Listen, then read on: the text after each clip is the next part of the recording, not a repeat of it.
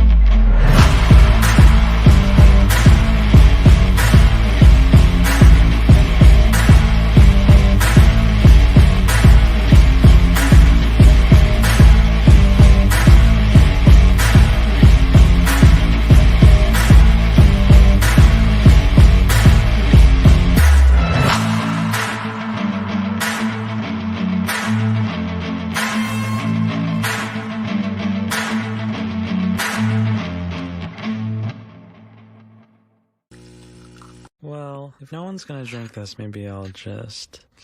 Ugh, that's terrible. That's...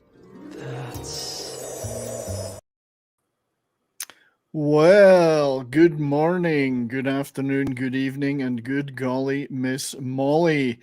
Welcome to another edition of I'm getting dizzy already. Morning Coffee with Brian, the show that lasts as long as our coffees or our fuel up hydration, depending on which we're drinking, right? And it's water, which is clearly a good choice for hydration purposes, but it doesn't necessarily have as many added chemicals as maybe of course it's public water. Maybe it does. Who knows? Who knows what's in it? Exactly. But yeah, welcome to the show. We're on Pop Culture Minefield here, where we like to talk about the things that we love, keep the negative vibes banished.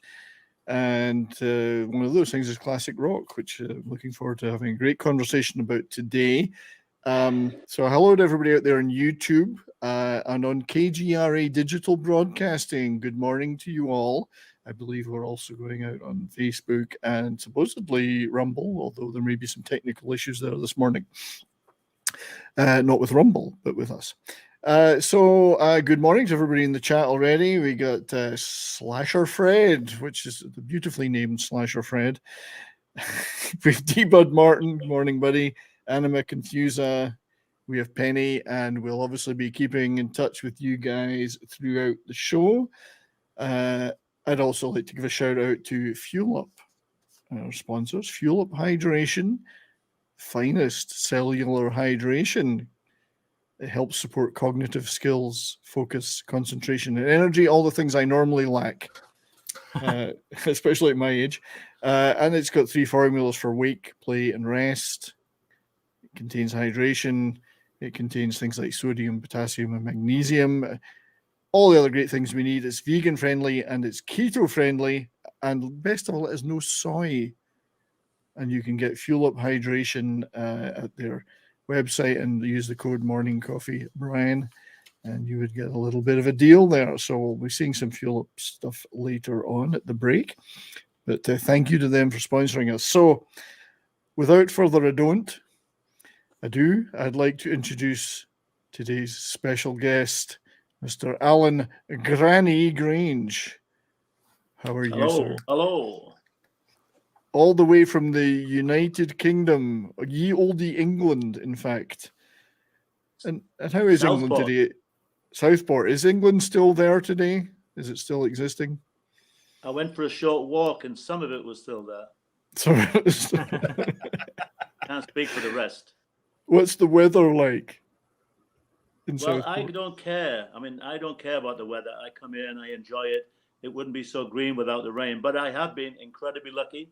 First 3 days was like a summer day. And the day I traveled was the day it rained. I was on the train. I didn't care. Today's lovely. Yeah, and trains are good, aren't they? Trains are nice. I like trains, Brian. I know, and we should talk a little bit about trains later. I have a little bit of a train connection myself, but you're heavily into the trains. So is that been a focus of your trip as well as the Rowdies? Partly, yeah. The gentleman I'm staying with is my oldest friend from my hometown who lives in Southport, and he and I went train spotting as very young chaps. But we knew each other from about 11 or 12. Cool, very nice indeed. Yeah. So I wanted to just, before we say hello to the rest of the panel, explain to our audience out there exactly who you are, sir. So, and you did do one of my It's Only Talk and Roll shows on my channel before, so some people may be familiar with it, but for those who are not, particularly out in the KGRA digital broadcasting side, Alan, you are a member of the Rock and Roll Rowdies. Tell us about the Rowdies. Well, yeah, I wanted to come up with something alliterative. Rock and roll. Rowdies matches the way we still are to a certain extent. The three of us, me, Mal, and Wilco, are all from Hartlepool. This is a town that's not on the beaten track when you come to thinking of terms of entertainment. It was just a traditional British industrial northeastern town, shipbuilding, a seaport, kind of gritty. And the three of us, somehow or other, stumbled into the crazy world of rock and roll. Mal dragged me to a rehearsal at a coffee shop, and I literally had to be dragged. I wasn't interested. I wanted to see trains, but they closed down the local railway sheds. So that was the end of my youth. Next thing you know, I'm living in London, and I'm living the life of a roadie. I took it sort of seriously at the beginning. I learned to drive and graduated through doing hundreds and hundreds of gigs in pubs, clubs, universities, driving, up and down the country. England isn't small, but it seems to take forever to get anywhere. Just because the roads are crap. Yeah, even though 100 miles you think of in the States, you do that you go for lunch in 100 miles. In England, that's a trip. So I did a lot of European tours and then came around the States and traveled around the world. And between the three of us, we've all got a few interesting stories to tell, being with a few interesting bands. And we're the Rock and Roll Rowdies. And that's just, I've always been a jeans and T-shirts, denim sort of bloke, pretty loud, especially when we were roadies. You knew we were coming. Yeah, so Mal and Wilco, who we've also had on shows both here and on my channel, they put suits on at one point and did production management. They sold out. Yeah, they sold out. You retained the roadie ethos, denim clad. I mean, I smoothed out a little bit at one point, but I was never really your networking, smooth talking bloke. I did some tour managing. I think I did a good job, but I got to be me, man. That's right. Yeah. So so you guys are all, you have this connection because you're all from Hartlepool, and we'll talk a little bit about your early days. I know we did some of that on my channel before, but for this audience, we want to kind of recap some of your history. You guys are you've got this collective, Rock and Roll Rowdies. The website, so your YouTube channel is up there. You have an Instagram and other things like that, and you basically are. You're going to do, or you're looking to do things like speaking tours and possibly even television. I mean, Wilco's the hustler. Got to give him credit. The guy never quits. He's always working the phones and he meets people. I'm good with people once I meet them, and Mal's really cool with people. But Wilco's the driving force, and we are open to. I just know that there's a lot of people just really interested in what was it like behind the scenes, especially the 70s. And I do things these days. I work with corporate clients, and I'm told I treat these people very carefully. The minute they hear my accent, especially in the States, it's like, where are you from? What brought you to America? Sex, drugs, and rock and roll. What else? That's right. And next thing you know, we're deep in conversation. Everybody I meet is interested in, especially the 70s, because it was a formative time. We started out not even being able to drive, knew nothing about equipment, but give it a go. We tried and we learned as we went. We were paid to learn. We, made mistakes on the way, but I think in the end we all, did a good job. Hold our heads up and say we did our best. Yeah, and that's one of the fascinating things is the fact you guys really were in this road group touring, because it became groups instead of bands, or was it the other way around? Yeah, groups became bands. The infancy of large scale rock touring went from a transit van up to mega planes, trains, and automobiles. So that's one of the things we're definitely going to talk about. I would just like to say hello to Monkey Jeebus in the chat and Bush McFadden who have joined, and hello everybody out there. But also a quick hello to my fellow panelists this morning. So my great friend on this side, Dustin from Keto Simple. How are you, sir? I'm wonderful. Thanks for having me. Oh, good to see you again, Alan. Yeah, good to see you. I'm feeling like a regular now. Well, you are. It's great. I'm gonna have to grow a beard. I'll have to grow a beard. Yeah. Well, yours looks like it's still dark. Mine's getting awful white. So I'm a freak. Mine's trying to go white. Yeah. I don't know what How come, Alan, your hair is still that beautiful, thick brown color? And here's me, like, you know. Yeah, well, you know, jeans. What Yeah. can I say? I tried hard to get more than I have. I should by now have all kinds of gray hair, but you know. Yeah, it's when you look down for the first time and see grey hairs further down that you go, what the hell? Oh, goddamn. Nobody told me this was going to happen. Right. That's a Billy Connolly joke. He does a whole sketch about that. But yeah. And also, have you done some Billy Connolly stuff? Well, the Average Wet Band recorded a blues song with him. Oh, right. Oh, live at Drury Lane. It's a little gem. Nobody knows about it. Stainless Steel Welly Blues or something he calls it. Oh, I remember that. Yeah. But Billy Connolly's a very, very funny guy, and I'm going to do a couple of shows on him eventually. And if no, those who don't know him, Scottish, major league Scottish comedian, and very, very, very funny guy. Formatively funny. A lot of American comedians look up to him. You know, people like Robin Williams adored him. You know. So also good morning to our great friend John Das Wolfen. How are you, buddy? I'm doing great. And my beard is already turning white. So it is, but it's beautifully formed at the bottom, I think. You've nice trimmed and straight. That. Yeah, trimmed that very nicely. But, good to see you, mate. And also our show manager, the wonderful Martine. How are you, sir? Well, yeah, I'm doing fine. Little problem switching from one language to another in my head, but that's right. Yes, I don't. Well, I do that all the time with Scottish and English. So you know, I have the same problem.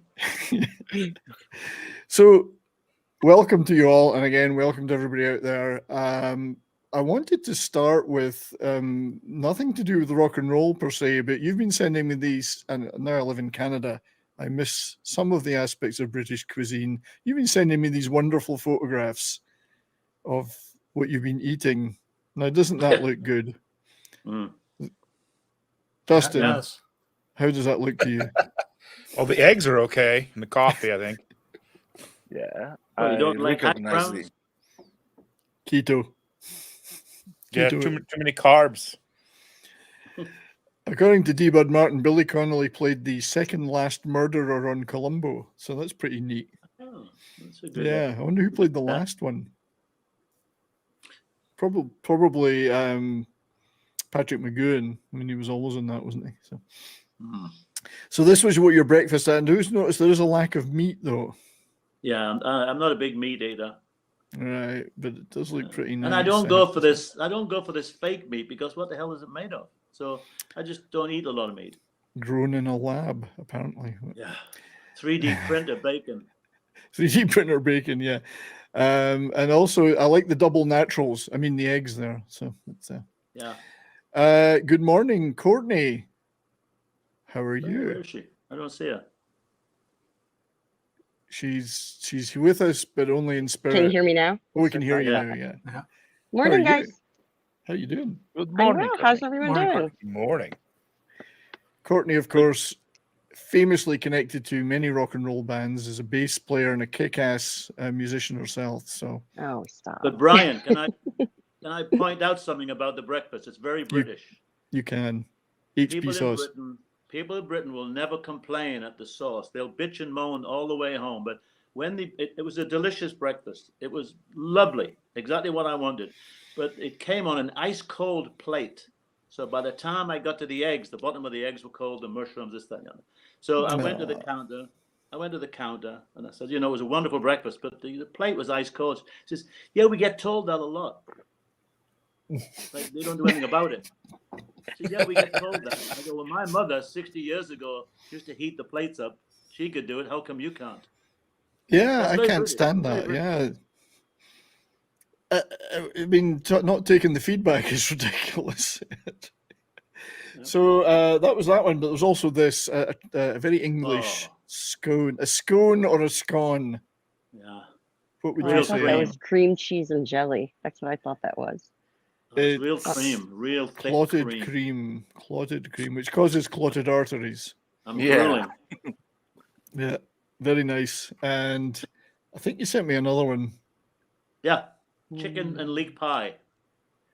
Yeah, with a pint of real ale, I guess. Yeah. Yeah. This was in a pub in Wapping in the south, in the riverside in London. A pub that was there from like 1545 or something. It was Is that fabulous. similar to like a Cornish pasty? Well, There's it's a little meat pie. pies. It's pastry on No. the top. Cornish pasties are more a sealed kind of pyramid-shaped, hard pastry, hard casing with minced meat inside. That's what I thought I was looking at. That's not blind, Diane. I apologize. That's It's more food of on the a, go, old English style. It's like takeaway food. that's a flaky pastry on the top of an open chicken and I leek see. pie underneath. Now I yeah. just put my glasses on. So I just thought I'd start with your cuisine because I'm kind of missing that a little bit. Mm. Yeah. So let us get into a little bit of rock and roll, and I want you to and my apologies to anybody that watched the great stream we did on my channel where we did talk about a little bit of your history, because we're going to recap a little bit of that because it's a slightly different audience. If I could remove that, and then I wanted to bring up this wonderful image back in the 1960s. This is you, I believe. Yep, in the middle. Yeah, and this is the transformative power of rock and roll. Yep. Yeah, so these are what, like 6 months apart? 6, 7 months, yeah. I mean, Yeah. however long it takes for her to grow like that, you know. Yeah, from long hair. You in the middle, on the left, you do have slightly longer hair. It's true. That was You a look little bit like a mod on the left. Yeah, mod, yeah. You're going from a mod to a rocker on the right, and then on the right, you're fully in roadie mode with a van and everything. Well, see, my mates, Mike Mal, and everybody has a nickname, Mal Smiler. They were all always trying to get me to have that was a typical teenage haircut, the Beatle cut. And I was happy with that, but they wanted to have mod cuts, and I used to go along with it because it was easier to go along than just put up with the sarcasm. Because I would have just stayed shaggy and messy. I was quite happy. But the mod cut, of course, it looks all right. Yeah, and then you went from that obviously to this, which is 1968. Now, by 1968, how did you get into? I mean, were you into music before you ever became a roadie, or moderately? I mean, the music. England didn't have a big radio music scene like in the States. Has hundreds and hundreds of channels. And England had the BBC, and if you were lucky, you could get Radio Luxembourg, which was a foreign station, which was out of the control of the BBC. And then you probably heard about those pirate radio stations. We didn't get them in Hartlepool, but there was very limited alternative music. Things like Jeff Beck, I used to always follow him. He was always great. But bands didn't come to Hartlepool much. They'd go to Newcastle. They'd go to places nearby. We were a bit of a backwater. We were interested in music because the Beatles came out, and it just brought you into it. There was no way to ignore the Beatles, and the Stones too. But the Beatles spoke for all kids. All of a sudden, we had something that was, it really was, and all of our parents handled it differently. So we all started having Beatle cuts. And we didn't have the money for the clothing, but we got into the records at the youth club. That was about the only place we heard music was on the radio or the youth club. So there wasn't a lot of live music around. Yeah, it's hard for people to realize that, particularly from America, where they had such choice all the time, that in Britain in the 60s, you had half of the BBC. It was one BBC light program, and some of it was pop music and some of it was not. And then, as you say, at night, you could get Radio Luxembourg on long wave. And then they had these little pirate stations, which were basically ships outside territorial waters broadcasting pop, really rebellious stuff. And you were from this little town, Hartlepool, in the northeast, a little fishing and tourist town. But like everyone else, gripped by the Beatles, the Stones, Ready, Steady, Go, I guess, on TV and Top of the Pops, stuff like that. Yeah. The jukebox jury was really corny. Yeah. I don't know if you remember that one at all. I do. That was where they had a panel on, and they would play maybe 5 or 6 songs that had just been released and declare whether it would be a hit or not. Right. And it was all very cheesy. Yes, you know. So I mean, music was evolving. We did hear about stuff, but it was always at a distance. And the other factor is Hartlepool was actually 2 towns. There's the original ancient borough of Hartlepool where Mal and myself were from. And Wilco is a hoodlum from over the other town, West Hartlepool. And that was a violent town. I didn't go over there because the gangs would get beaten up every time.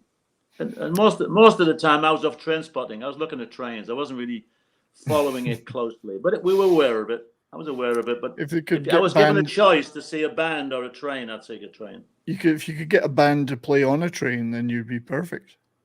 Well, the Beatles did it, didn't they? On the first movie. Hard Day's Night, yeah. Was it that? I should have known better. Yeah, I should have known better. That great scene where George is one of the girls is Patty Boyd. That's right. Who later married, of course. Yes. So Andy Morrow is in the chat. Hi, Andy, and he's in Durham. Pink Panther country. Durham. It took me a second, but I got it right. It took me a second. So hail, Andy. So early gigs. Did you go to this Manfred Mann Yardsburg gig? I sent you that photograph. Yeah, you that did. Was a package tour. That was like when we were beginning to be aware that there was something else going on. This was December '65. And I took my camera that I used for taking pictures of trains, and I took it with me. And I managed to squeeze off a load of photographs that only now with the clever technology with scanning, we can do things now. I can get an image out of them. But it was very rudimentary. The Yardbirds played maybe 3 songs. It was just an on and off, real quick package tour. 2 shows a night. Yeah. We were the first gig, I think, to warm up. I think there was nothing but package tours, I think, in those days, an awful lot of it. Yeah. Everybody. This wasn't in Hartlepool. This was in Stockton, a safe distance out of Hartlepool. I didn't like going out to Hartlepool. Wilco he'll tell you, he used to come and beat people like me up if we ventured over there. I'm not kidding. I got beaten up once. I went for a walk. We used to a big night out when we were about 16 was to see how far we dare go into West Hartlepool. And we get to a certain point where we knew there'd be a bunch of blokes. And one night we got chased down an alley, and I ended up being knocked out with a building brick and stuffed into a trash can. And the guy I was with, Smiler, just walked past them all. Jeez. I got severely punched out and stuffed into a rubbish bin. Yeah. I mean, everybody thinks of England as yield, worldly, genteel, but no, there was a lot of gangs, a lot of mods versus rockers violence, and a lot of rough areas. Yeah. So, bands that did come to Hartlepool would play a place called The Rink. I would never go there. I walked past it once, and it's in my diary. I walked past The Rink. That was a big night out. And it was just, it was once we got to London that we really started to see bands. The adrenaline rush. So you started, you eventually did end up in London, and you saw some fantastic gigs as well as working with bands. So obviously, you saw Jeff Beck in '72, stuff like that. Yeah. What were some of the other major bands you recall seeing at that time? I mean, well, I moved down in April or May 1969, and I remember pretty much the first thing I saw was an open air concert on Parliament Hill Fields. It was the group Yes. Oh wow, early Yes. They went on to be quite big, and the band that I'd actually gone to see was called the Soft Machine, all very quirky English experimental music. And then almost every night we were out, we'd be going to the Marquee and small clubs. Every night of the week was something of Jethro Tull, Rory Gallagher and Taste. I mean, even Led Zeppelin would do these small clubs. So and the Speakeasy. Rod Stewart, Jeff Beck, everybody. Yeah, and at the Speakeasy, they would play there as well as all hanging out. So quite the scene for a young lad from Hartlepool to get into. Intoxicating. Yeah. The Marquee Club, which I've only ever been to once. Saw the band UFO there once, which was an awesome gig. Where's the Marquee Club? Yeah, Wardour Street. It's in the west, what they call the West End of London. It's like a square mile Soho. of nothing but clubs and boutiques, Okay. jazz music, all-night concerts. It was just the place to go, the West End. Near Yeah. like Piccadilly Circus area. Right, really close to there, really close. Yeah. Okay. Yeah, the Marquee is an incredible club. Yeah. Yeah, we would start the night. A typical night would be we'd meet in a pub up the street called the Ship. Because everything started in a pub. You know, loads and loads of pubs have a different vibe in each place. If you wanted a mellow night out with somebody, you would pick a nice quiet pub. But the nearest pub to the Marquee was called the Ship. And you'd see bands in there having a drink before their show. And you get kind of matey with them. Jeff Beck would be in there quite often. I used to torment him. I used to carry my little train book around with all the numbers and names in it. And I said, Jeff, pick a number out the book. And he was just like, oh, these guys again. I said, I can tell you the name of anything in that book. And they were all Wilco Malagon. And he's just to humor him, Jeff, you know. He kind of went along. Yeah, it's interesting. You could hang out with the artists a lot more freely then than you'd ever get the chance to do now for bigger artists. Yeah. It was very informal. I mean, I think everybody was feeling the same vibe. I mean, for people like us, we just couldn't believe we were doing it. Like we started out in our hometown doing no idea whatsoever that bands even had Rowdies, and then we would do a lot of gigs, just learning as you went. So by the time we got to London, we were really into it. I mean, we started getting a taste for it, and you know, you were feeling like you're doing something a bit different. You know, how many people got the chance to do what we did, and we just kept at it. So when you were out and you started to make friends in that business, you feel like you felt like part of a crew. There's definitely a team spirit, you know, not a lot of rivalry. It was just everybody just was in the same thing. Can we believe this is actually happening? 1970 was incredible. Oh, amazing. We have a super sticker from Darius Munchausen. Mr. Darius Munchausen, our great friend, and my internet brother, who's, I hope you're doing okay, Darius. I know you got a little bit of, you're going under the knife briefly. Let's hope the transition works well. You know, good luck with that. What is the super sticker? I can't see it. Oh, it's popcorn. Popcorn, of course it is. Why would it not be popcorn? Why did I even have to ask? Sorry, Darius. So we've got this for you. You have our gratitude. Thank you, Darius. One of the things about the Marquee, I love this poster. And I mean, you might well have been in the audience or backstage for some of these. This is from 1970. Yeah, Taste, you mentioned Rory Gallagher, his first band. I'm a huge Rory Gallagher fan. It must have been great to see those guys. Love Affair, who you worked. Yeah. Sorry, go ahead, mate. I said, with Rory Gallagher, his brother was the bass player, I think. It was a very tight little band. It was just a three-piece. And they better be ready when he came on stage, because Rory Gallagher would just come on, he'd roll up his sleeves and then start. And if they weren't ready, it was hell on. He was very into it. He respected his audience. He wanted to give everything. Oh, he did. Like, I remember things like Shin Kicker, kicking off gigs with songs like Shin Kicker, just ferocious. Yeah. Blister on the Moon, stuff like that. Yeah, you worked with Love Affair, Steve Ellis of Love Affair, who are on this poster. Yeah. You worked with Graaf Generator, which is Stratton Smith, must be Tony Stratton Smith. That was, Yeah, who did later went on to manage Genesis and other bands like that. See, the other audience. Yeah, the audience. That's like a package. He had his own little package of Genesis, audience, Graaf Generator. We would do gigs in Europe as a little package. Oh, that's nice. They were all part of his stable. Yeah.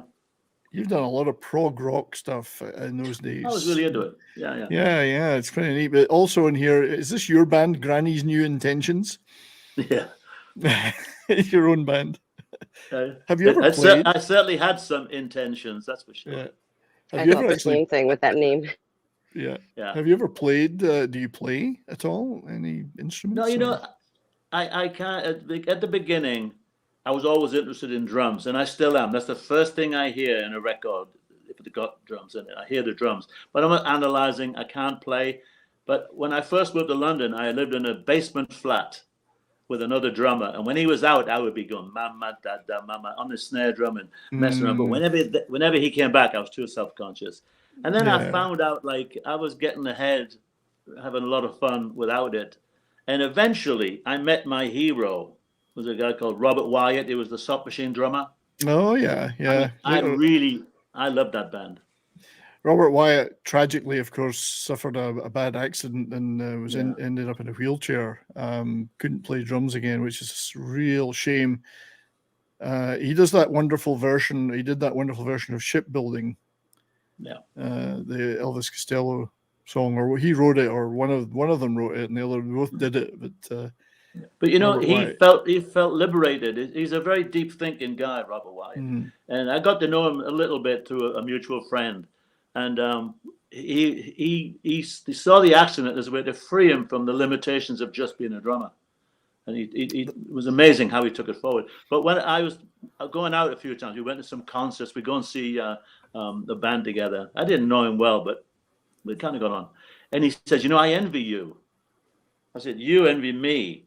This is all the encouragement I needed. He said, "Yeah, when the bands are playing, you're not counting time and listening to, you're just enjoying it." He said, "I wish I could do that." So that was all the encouragement I needed not to play drums. That's right. My hero said, "Don't bother." Yeah. I mean, is that Courtney? You've played in a lot of bands. Is that true? When you're on stage and you're playing, do you focus on nothing but what you're doing? No, not really. I used to. It depends on what type of music, though.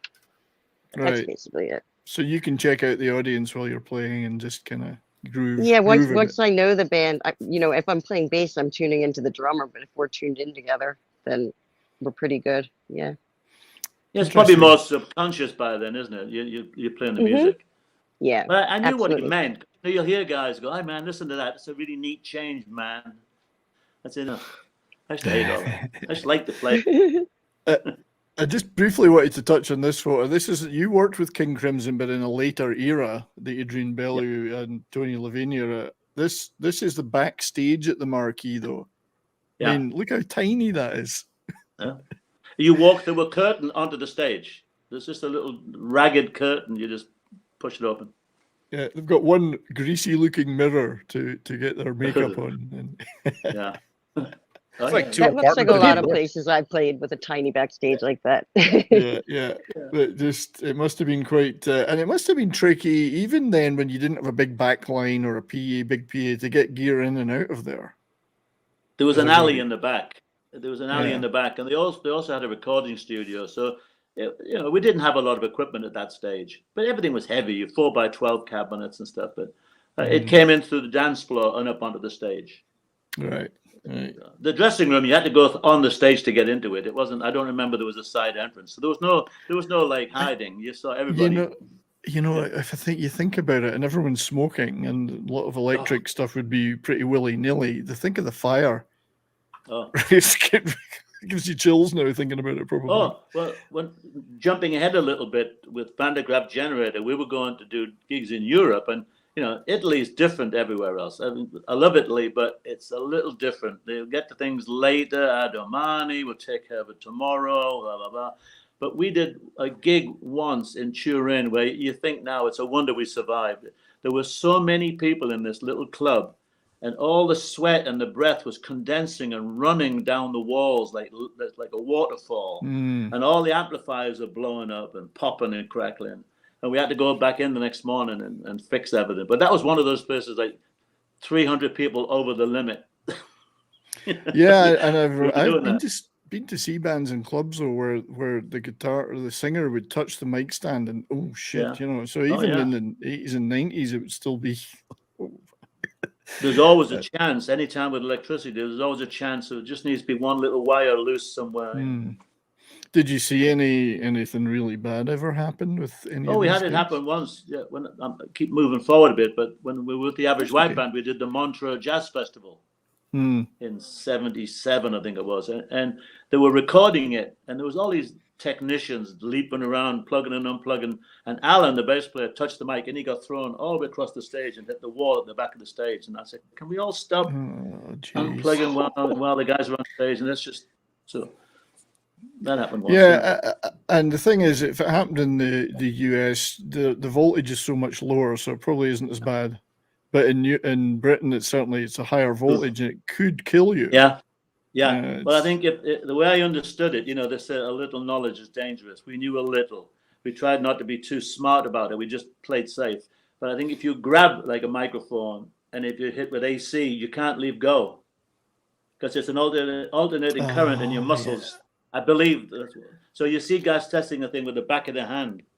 That's what we would do. We were testing, so you might get a burn on the back of your hand. It would throw you off then. That's all we knew with it, and we just tried to keep everything wired up.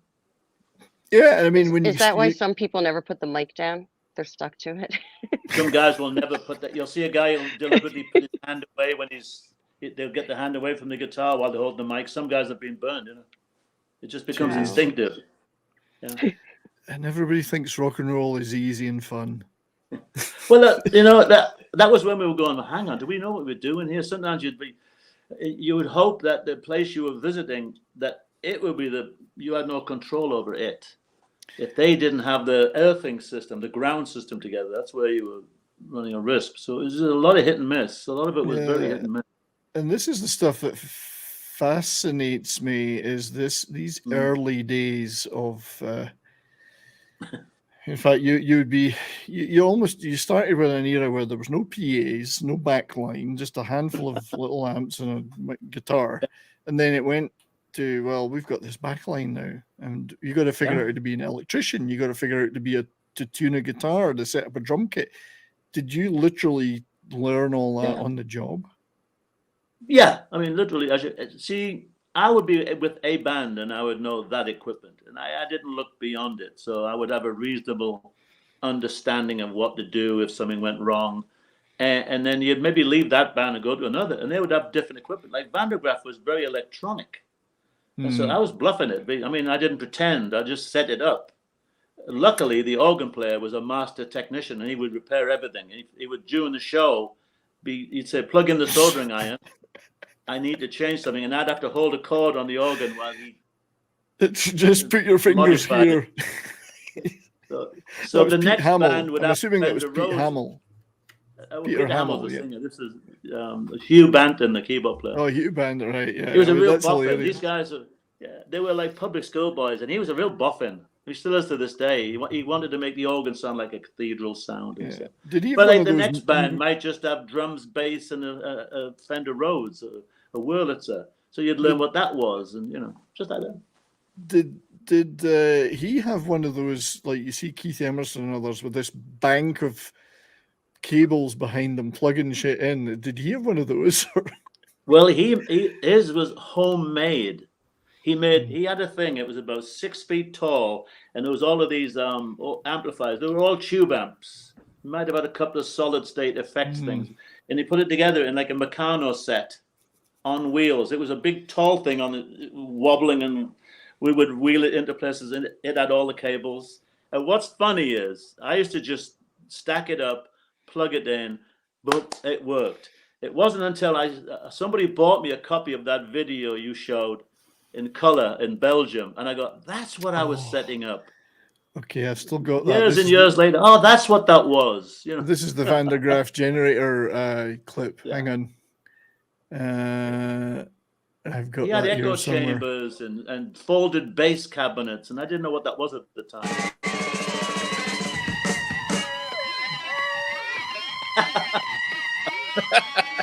This is rock and roll. Yeah, baby.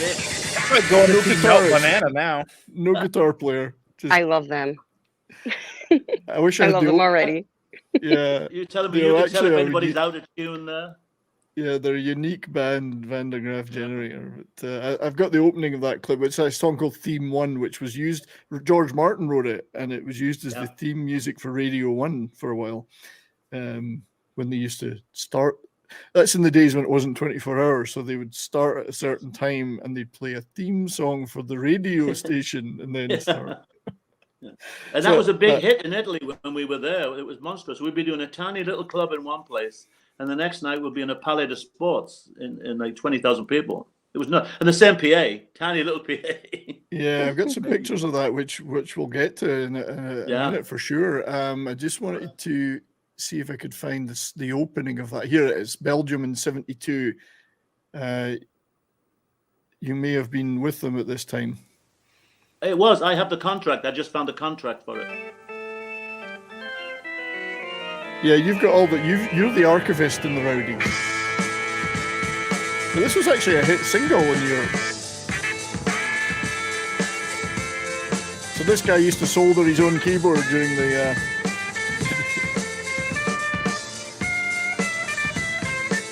I like the drummer, I still do. Yeah, he's pretty neat. It looks like he's falling asleep though. On. I better stop this in case we get copyright struck. But He's doing the double Every now and saxophone then you get a hang. glimpse of that rack. Every now and then you get a glimpse of the rack. I get the shivers. yeah, you had to set that up. But that, yeah, he's got a double. The saxophone player used to play an alto and a tenor sax at the same time, like using both hands, which is How Through cool. some sort of pedal. He had some sort of pedals, like octave dividers or something. yeah, you wasn't allowed can to see touch them in that. the video. But I mean, pedals and stuff. Pedals like they were all coming in at that time. Did you again Yeah. have to figure out how to use Yeah. that stuff? How to set it Well, up? what would happen is, I mean, we were looking at it in the end, like we weren't trying to break any new ground. We were just trying to make it. When you're doing 6 gigs in a row, you just want to make it as straightforward as possible. So a guy would show up with like 3 or 4 pedals and all these loose cables. So what you would do is you would put it down and measure it out on a piece of board, and you'd fix them all to the board, and so it would all be like a package instead of every night setting them up in lots of loose things. So we just created little foot pedal boards and Which things of course like that. became That's common then. Now Yeah, they I mean, make them. Yeah, they make I them. know. You spend $300 on a blank one now. So Yeah, you'd get a so- plank of wood and hammer them in. Now they've cost Yeah. a fortune. I'd And like to I remember welcome. sorry. So I'd just like to welcome Joe to the show. Joe's Atmosphere. How are you, buddy? Good. I just came back from a meeting. I figured I'd duck in here and meet Granny. It's good to see you, man. How you doing? Hey, very good. Thank you. Glad you're checking in. Yeah. Sorry, I interrupted you, Alan. You were about to.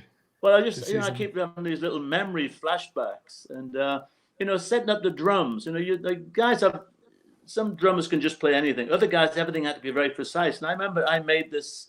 I got 2 sheets of 8x4 and hinged them together, and then I put little bits of wood to where the cymbal stands would go.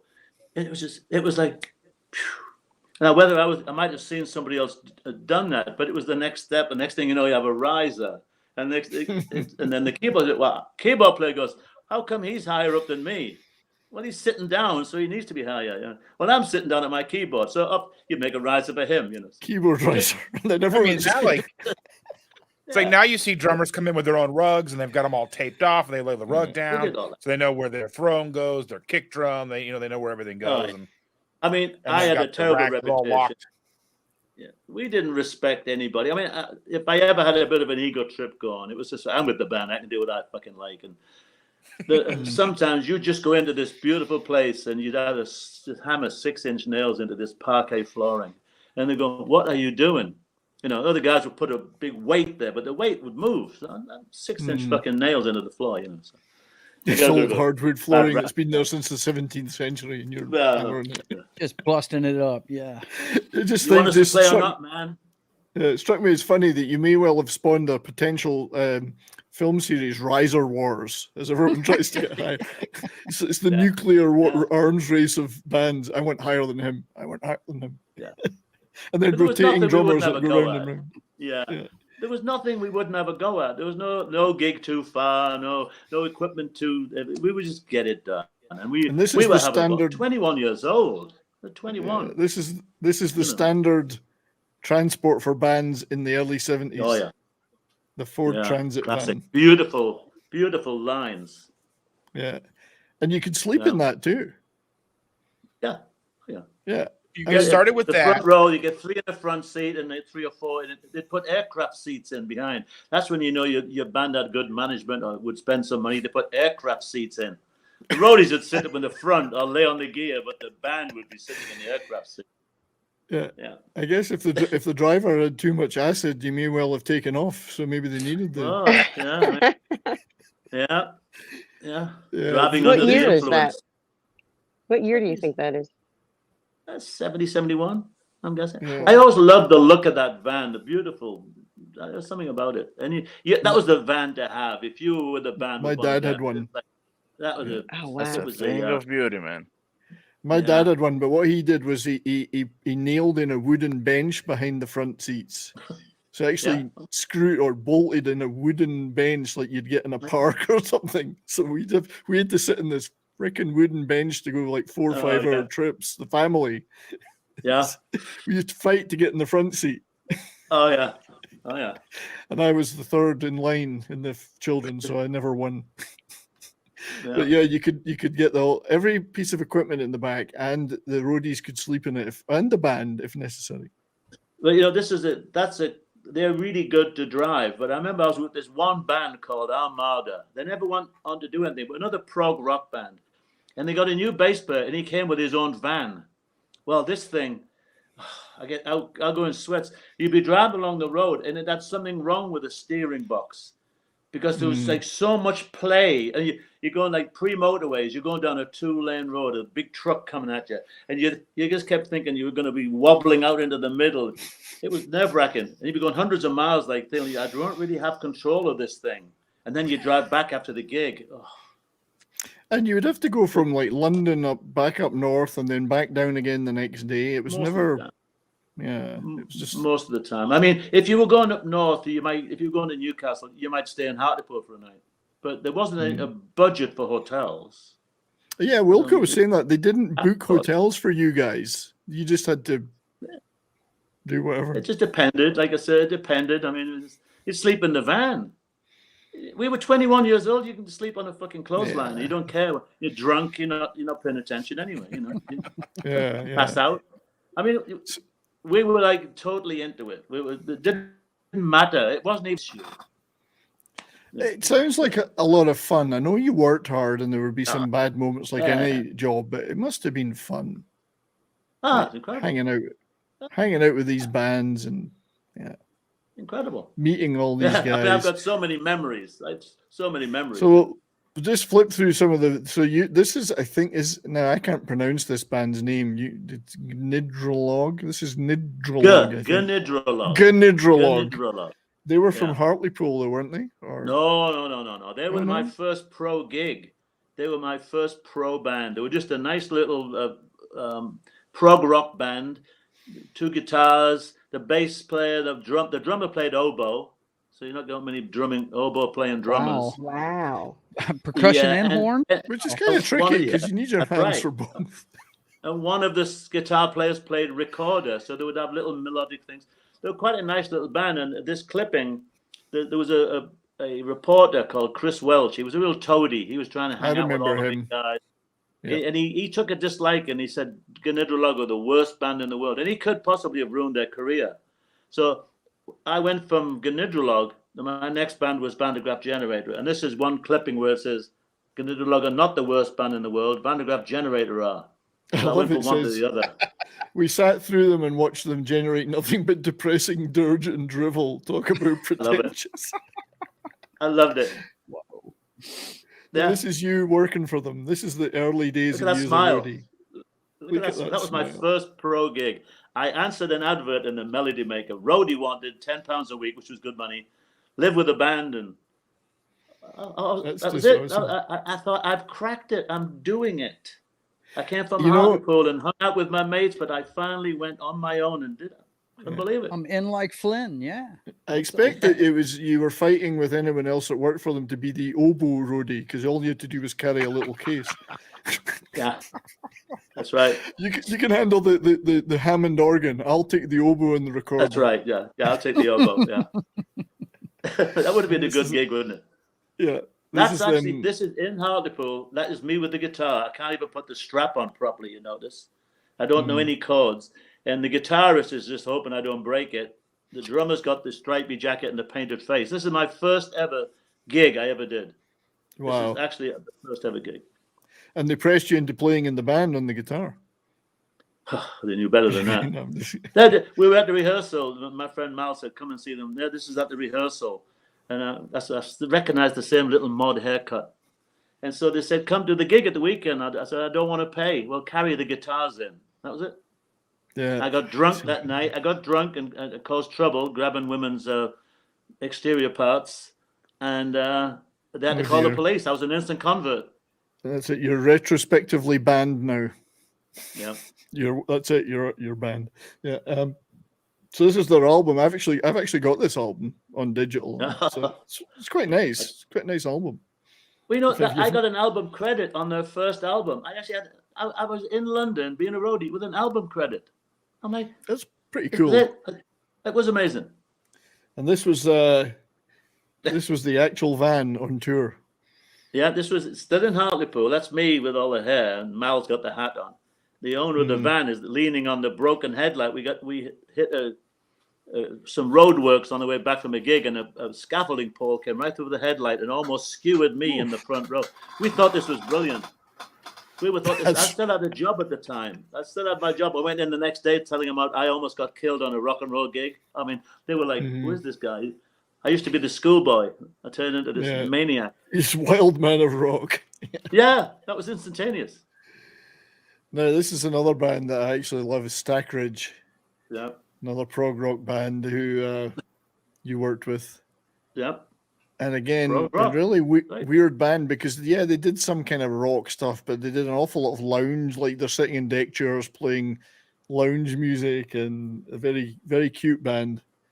A lot of whimsical stuff, clever lyrics, very British, very eccentric. Whimsical. And George Martin produced the Man with the Bowler Hat album of theirs, which was it's a good album. But they also famously became the Corgis. Yeah. Later on, if everyone remembers, Everyone's Got to Learn Sometime, which is a big song that's been covered by many people. They reinvented themselves as the Corgis. Yep. So how did you just go from band to band? Like, was it like I got a gig with this band, then I met these guys, they give me a gig? Is that how it worked? Yeah. No, there was no agency. There was no like hiring service. Once you were in and you'd been seen to be doing something, it was like an unwritten nod, like, you're one of us. It was just bizarre. One week you'd be knocking on the door of a van in the high street going, "Do you need a roadie?" The next week you got a gig with the Generator and you were a professional. And it became like a click. And you'd be in the pub one night and someone said, "You got a gig right now?" I said, "Yeah, but I'm thinking of doing something else." "Oh, give this bloke a call. They might need a roadie." Or you'd be just like, "What are you doing tomorrow?" "Nothing." "Oh, be at the Rainbow at 3:00. It was just like that. It can't be like that today. I've got no experience everything's okay, maybe on the club level, but everything's on such a bigger level now. You'd have to be a pro. There's a lot more responsibility, the production level. I mean, someone would say to you, "You can do sound, right?" You go, "Right." You'd have a go. I mean, they were only paying 20 quid. I mean, you'd have a go. If they were prepared to take your word that you could do something, I think there was a lot of trust. And they said, "Yeah, I can do sound. I didn't say I could do it well." That's right. I'll just plug this in. Do here. it. I mean, you were working with. We did our best. You'd be working with house PAs as well, which would be shitty. Yeah. Oh. Well, I mean, you talked about Van der Graaf and doing that Italian tour and doing 20,000 festivals with 20,000 people. I mean, that must have been new to you, to just roll up there and, oh my God, it's a big open field with a big stage. Well, I had done one big festival before, and that was with Generator. The second gig with them was a place called Wheelie, and that was about 65,000. So I'd had a little bit of experience. And the Reading Festival with Armada. So, yeah, you did one of them, and you were like to be, even you're just putting up a couple of cabinets and a drum kit. You felt like everybody's watching you. I mean, that's stupid. But you thought they were there, they were critiquing how you're setting up that 4x12, like two chances. It's possible they were checking. Possible they were checking out your package, you know. I mean, as we've got a picture of that too. You know, you have to make sure you get the right angle for the ladies. You know. Wait a minute. But, I think, it could be that they were checking you out. You know. But you started to feel like this is a growing business. We weren't being intellectual about it. Looking back, you can imagine. I'm sitting there going, "Look, all these people have come to see these bands, and we were part of this developing thing.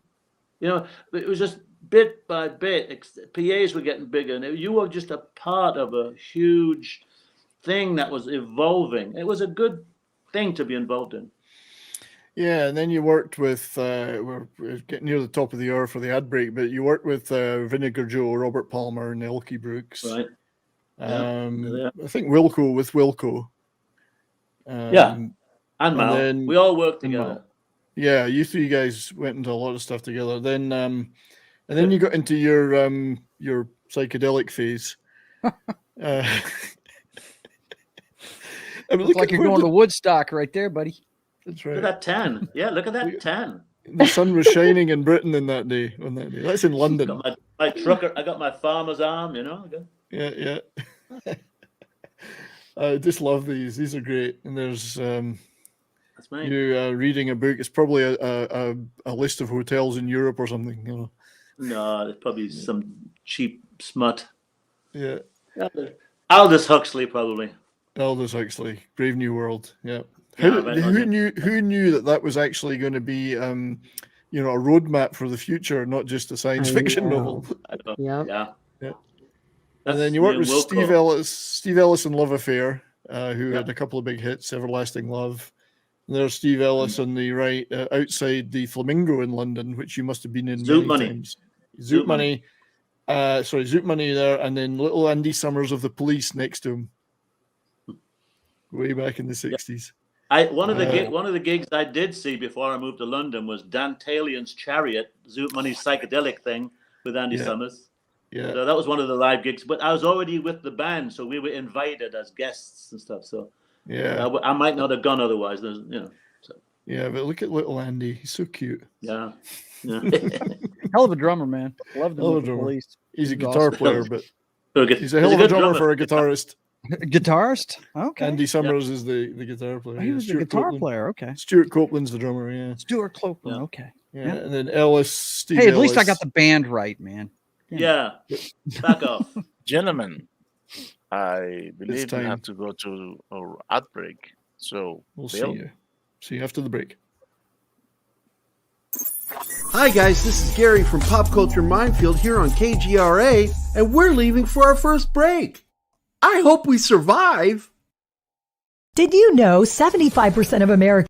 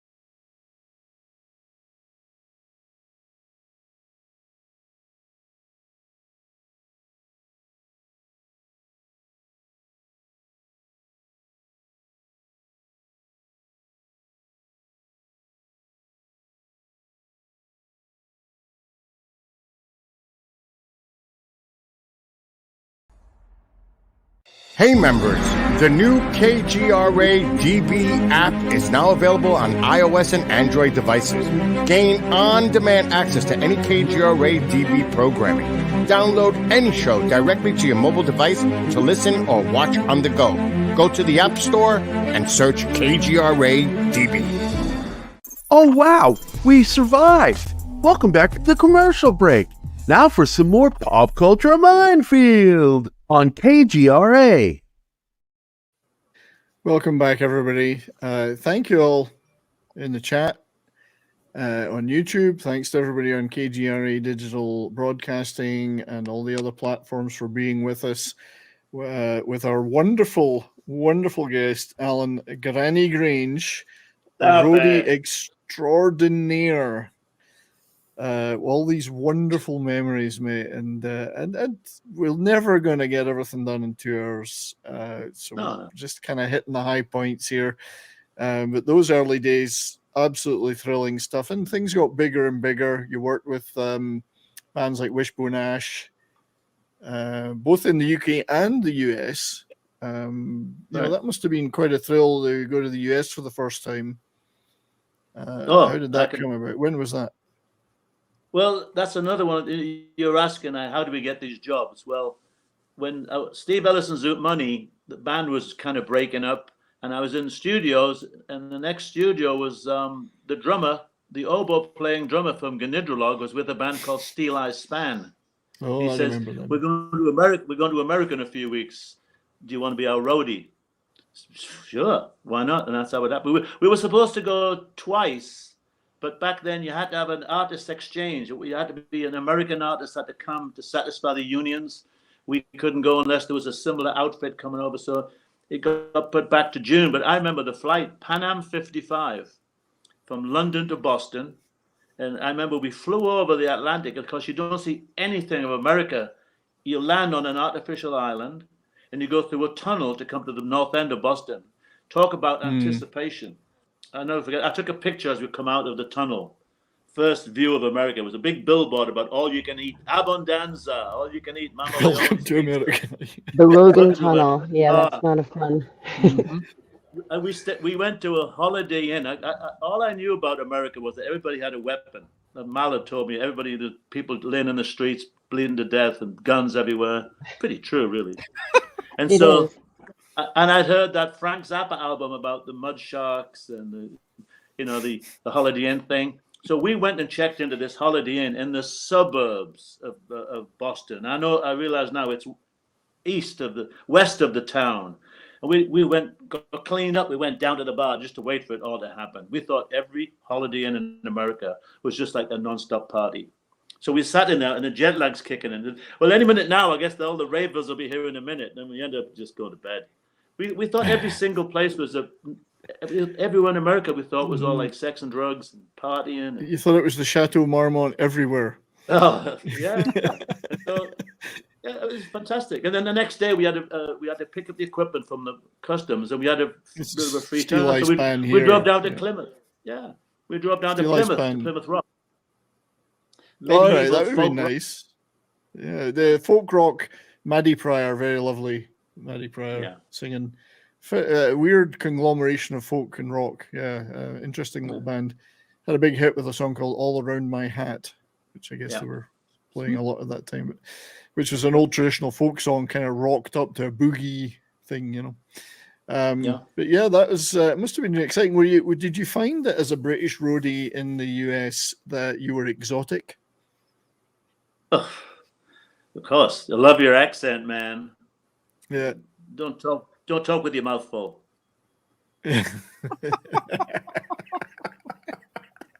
Dustin, clip that. No. Yeah, you can edit. Good one. Yeah. No, of course. We knew it though. We knew. We kind of knew. By then I was 25. 24, I think. It was just another one of these amazing opportunities. You'd be slapping yourself going, I'm in America.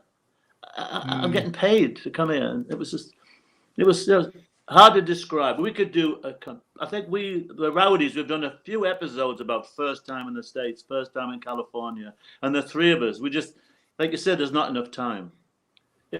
But I always had a little bit of an interest in other things. I love rock and roll and I love the business, but I like that. So we went on the first day off, we went to Plymouth Rock. The next time we had a day off, we went to the Whaling Museum at New Bedford and stuff like that. So I was always like, I wanted a bit more from it than just the partying, but we got plenty of partying. I could go on for hours about America. First time. It must have been really thrilling. I remember the first time I ever went, and God, it was as late as the 90s before I visited the US for the first time, and it was so exciting even then, flying into JFK at night and seeing New York from above all lit up. That would be another amazing experience to fly in and see that. Yeah, I came through this tunnel. It was dark and it was all lit up, and it was nearly Christmas, so it was all you could see all the lights. I thought I have a story. If you want, I know. You can't. You cannot believe it's real. You can't believe you're really standing on Fifth Avenue or whatever. You can't believe it. To this day, I still slap myself. I'm in California all the time. I've been lucky to travel to every state and done something in every state in one way or another. Still can't believe it. But can I tell a story about my first ever time in New York? Go ahead, sir. If anybody's got any questions, I could just keep talking. Go, man. Go. I want to hear this story. We'd heard so much. Mal had been over once before. So he was the expert. He'd been once. People would say, I'm going to the States next month. Oh, I'll see you there. We had no idea how big it was. We thought we might, like in England, you bumped into each other. Anyway, so we'd heard all about New York and how tough it could be. And Mal had told us about seeing all these shootings and things. And so at the time, I was really heavily into H.P. Lovecraft. If you're familiar with it, he wrote all this weird stuff about all these weird things in New England and underground beings and strange stuff. And I was seeing all these weird horror things everywhere I went. Actually, this is a slightly different story. This is in Providence, Rhode Island. So this is all H.P. Love country. And my mind is over just going with the imagery of these stories. So we check into this Biltmore Hotel in Providence, Rhode Island. And you go in the lobby. It was a massive old-fashioned place with one little pool of light over the front desk. And he checks us in, the two of us. We had to go up about 15 floors and along endless corridors. And I'm seeing blood stains on the walls. My imagination's going nuts. So we said, let's get out of here. Go and have a beer. We've only been in the States about 3 days. So all I knew was everybody was bizarre and everybody had a weapon. That's all I knew. So we go for a beer or two. And we come back to the hotel. I said, I really need a pee. I'm going to go. I can't wait to go all the way up the elevator, all the way down the corridor. I'm going in this toilet off the lobby. So I go in the lobby. I was so nervous in the toilet. I went in one of the stalls. I was feeling a little bit vulnerable. And then I hear the door creak open to the toilet. And the shuffling of this and the heavy breathing, this thing. And this thing came into the toilet behind me and was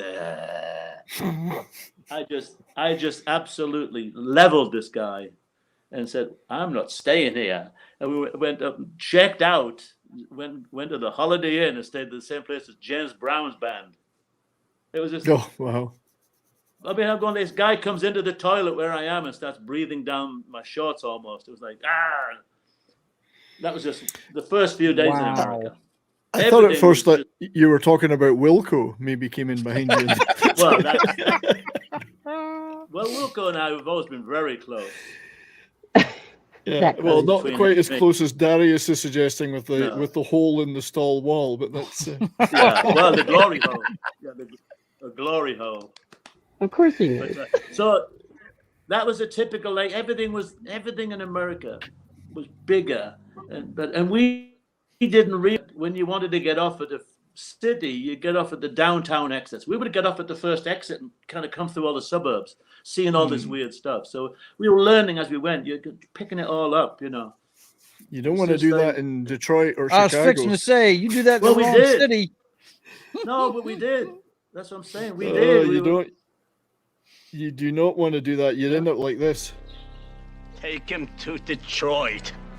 No, not Detroit. No, please. Anything but that. No. Wilco had some horror stories the other day about Detroit. Well, we've all got them. But I mean, what can I say? We didn't know, and we were probably little angels overlooking us. Just the people thought, what they doing here? They must be weird too, so they left us alone. Yeah, we were just lucky, maybe. So you mentioned. Anyway, the first time, can I tell the story? New York. First, go ahead. We were going to do a gig in Central Park, right? It was Bonnie Raitt. Can you believe it? Oh, Bonnie Raitt was opening for Steel Eyes Band. So we're coming down. We had a small truck, so we couldn't use the parkways. So we had to come in through East Harlem off the Triborough Bridge. And this is in the summer, and all the road was dug up for the subway and metal plates and steam coming out these holes, and kids playing with the hydrants like we've seen in all these programs. And we're coming down through bumping, we thought, where the hell are we? And we'd heard so much about New York and how dangerous and all this, that, and the other. So we finally got to a patch where it seemed, my mate James, we drew straws as to who would go out and make a phone call, because we thought like you were taking your life in your hands. So I drew the short straw. So I said, okay, we'll park the van. I'll get out. Lock the door. Because if they try to get in to kill you, at least you'll survive. Because we thought it was going to be instantaneous, like murderers. And I got to the telephone box and I was making a phone call to the agency to find out where we were supposed to go. And I was just ready to defend myself on the phone. Nothing happened. New York's great. But we've been told everybody's got a weapon. Seen the movies, Seen too many movies. Dirty Harry. What's his name? That's San Francisco. Bronson. That's San Francisco. San Francisco. Well, San Francisco is genuinely scary, though. You mean Charles Bronson? Anyway. That Charles Bronson. was like my You see, hotel you room. probably wish you had a rocket launcher at some time. You got some great clips. I love it. Yeah, I did want, you mentioned James Brown, which is actually something we did talk about on my channel the other day, and I just think I'd love to. I know I've skipped a bunch of stuff. You did the Zaire '74 concert, which was meant to go along with the Rumble in the Jungle fight. The fight was delayed, of course. Yep. Because Foreman hurt his hand, but you went ahead and did the gig in Zaire with James Brown and BB King and all these other people. Just tell us a little bit about how that came about and what that experience was like for you. Pub. Someone said, "What you doing in 3 weeks?" I said, "Nothing. I just come back from my first round the world tour, and I had a little bit of a break, but I was ready for more. You know, once you get a taste of that, it's fantastic." So the guy says, "Oh, what you doing in about 10 days?" I said, "Nothing. Why?" He says, "Oh, you want to go to Africa?" I said, "All right." Whereabouts? You go, in the middle somewhere. The Belgian Congo. Oh, isn't that where they had the Sharpsville massacres and the people were fighting for independence from the Belgians? Yeah, that's the place. Yeah, all right, I'll go. So we had to get all the shots, and there was 3 of us. We were hired team. I think the British team provided all the power and lighting, but an American production crew came over as well with Monk. Chip Monk was the production manager at Woodstock. If you've seen the film, he's the one that says, "Don't eat the." We've heard there's some bad acid out there, man. Don't eat the yellow acid. No chip on that. So we were hired. Yeah, there's some bad acid, man. So we were hired to just the back line could be everything from congas to a Hammond organ again, bass equipment, and we would have a chart for each band, and we would make sure that in between, like a native dance troupe or a local performer, like cultural stuff. And we would be setting up the band behind, and we were like backline crew, really, stage crew. And then, it was, we were going, I'm in the middle of Africa. Here again, I'm going like 4 years ago, I was in Liverpool. Wow. I'm going, I'm in Africa. Were you aware? Is this possible? Really, Is this what possible? a historic event it was? I mean, were you aware of that? The significance of it? I think we had to be. Yeah, it must have been so. Don't forget at the. Oh, go ahead, mate. Well, at the time, there was quite a strong thing about taking black music back to its African roots. I loved Buddy Guy and the blues, and so Buddy Guy had done a similar tour, and he'd gone back, So it wasn't like it was the first thing. There'd been several other things that have taken American black music to its roots. So I was aware of that. But yeah, with the Muhammad Ali thing, it was, I think, later on it got even more resonance when you realize. But at the time, we knew, we were like, this is something else. And I have no particular talent, just willing to do it. Yeah. And just to put it in perspective, guys, at this time, people knew who the heavyweight champ was before they knew who the Super Bowl champ was. I know. The whole world knew who the heavyweight champ was. I mean, even little me and 10 years old or 11 years old in Scotland was in a fever pitch of anticipation for that fight. It was a huge event. It's a shame that you missed the fight though, because it being delayed, but the gig went ahead. Just sorry to interrupt, but I just wanted to say thank our great friend Christian Delorme for a $10 super chat. Thank you, Christian, our great friend. Sorry I'm late. Granny sounds like a great guy to have a pint with. Cheers, boys. And I'm looking forward to having a pint with him maybe later this year. I'm definitely hoping to do that. We're gonna we'll have to play a little clip for our great friend. If I can find something. Looks like Chuck's taken old One Eye to the optometrist. Jeez. So thank you, Christian. But yeah, that to be in Central Africa, it must have been a real culture shock. I mean, what was the infrastructure like for putting on a big gig like that? Was it okay? Well, you hate to use these days terms like third world. I mean, it seems a little inappropriate, but back then it certainly was. Everything was falling to pieces. I mean, the taxi from the airport to the hotel, you could see the ground through the cracks in the floor and bits missing. But, I could identify, and these people had no extra money. and the equipment was brought from Britain, the heavy duty equipment. But we had to have a way of hanging the lighting truss. Normally you would have ground supports, or you'd hang with motors and chains on the ceiling. Well, you couldn't do any of that at this place. So they had a bloke had a couple of cranes, and they supported the frame of the truss in midair, and it just kept the engines running. And that operator, he lived in a water tank. So we were looking at that. We're staying at the Intercontinental Hotel. I feel a bit like, you didn't want to feel like guilty, but we were taken care of a bit differently. You were aware of that, but there's nothing you could do about it. I mean, we were trying not to put any kind of like we were superior. It didn't apply. You were staying in the capital. What is the capital of Zaire? It's Kinshasa. Kinshasa. That's it. I told you, I can still, in my mind, I can still smell the river as it went past. Just well, that's like Detroit, though, isn't it, really? Just spray.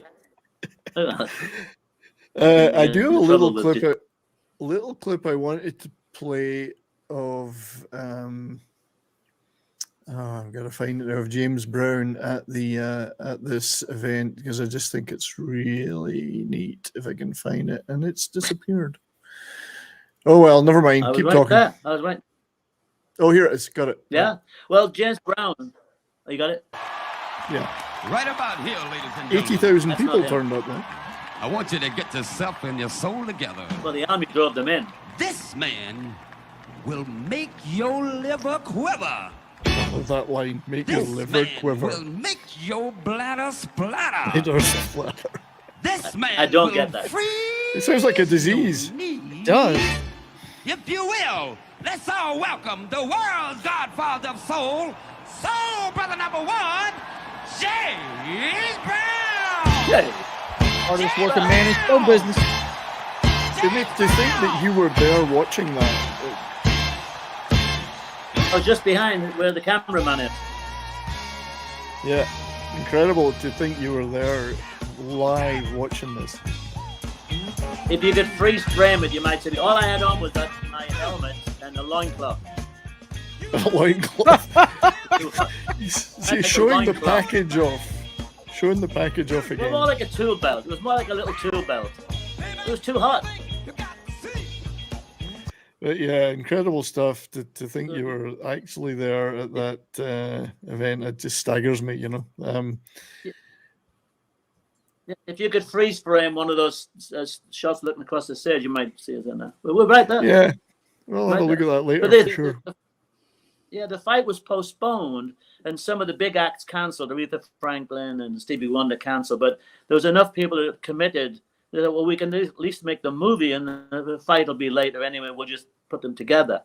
So they needed, a lot of people didn't come and rearrange their plans. So they said, send the army out and drove all these villages in to fill the stadium, basically. And you will they clap. Got a free gig. That kind of they thing, got a free gig. What are you going to do? It was a dictatorship. Mobutu Sese Seko is the dictator. You do what he tells you. You know, you will enjoy James Brown. You will get on the. I wanted to see Van der Graaf Generator. Said nobody in Zaire at the time. Yeah. It was something else. It was. It's interesting. Oh, what an experience, mate! I mean, it staggers the imagination to think you were actually standing on stage watching that. But another the guy with Steel Eyes. Sorry, you're breaking up. Yeah, we're losing you a little bit. The guy I did around the world too with Steel Eyes Band was,